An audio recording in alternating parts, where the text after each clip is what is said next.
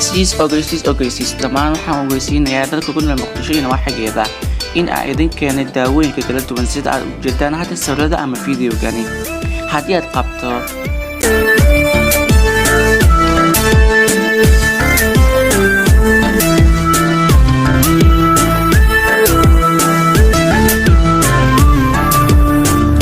adduunyadu waa ceshiyo caawiya maalmaan badnayn cimrigu waa kooban yahay.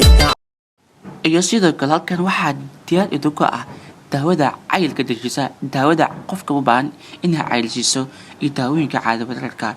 Haddii aad tahay qof in badan ka caawinaya cayilka, waxaan ku haynaa daawooyinka jejin doona cayilka. Haddii aad tahay qof ka caawinaya inaad tahay qof hilibkiisa ama kobciyo, waxaan ku haynaa daawo hilibka kobciyo. Waxaa kaloo ku haynaa daawooyinka sida kafeeyada hurdada. Waxaa kaloo ku haynaa daawooyin kale qurux badan aad ku qurxin karto jirkaaga. daawade hadba ma tahay inta sifooyin ama inta cudur aan soo sheegnay. Haddii aad qabto, please fadlan nagala soo xiriir lambarka hoose ku xusan WhatsApp-ka si dhaqsiya badan waxaan kugu gaarsiin doonaa adeegyada aad u baahan tahay. Thanks.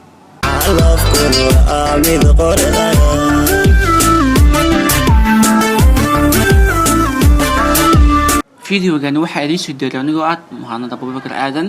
Haddii aad tahay qof ka caawinaya intaas cudur aan soo sheegay, please nagala soo xiriir telefoon numberka hoose ku xusan. Thanks. adduunyadu waa ceshiyo caawiya maalmaan badnayn